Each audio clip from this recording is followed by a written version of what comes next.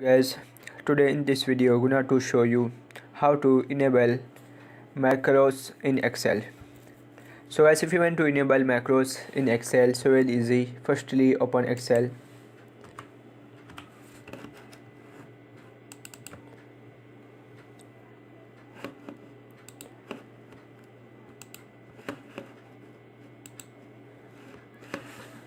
After click on files, now click on options. After click on tool center and click on tool center settings,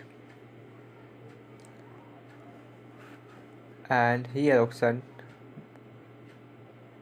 message macro settings. After click on check this box, enable all macros. After click on OK. That is. So guys, this is very simple and easy method if you want to enable macros in Excel. Thank you for watching this video. Please subscribe my channel for latest update.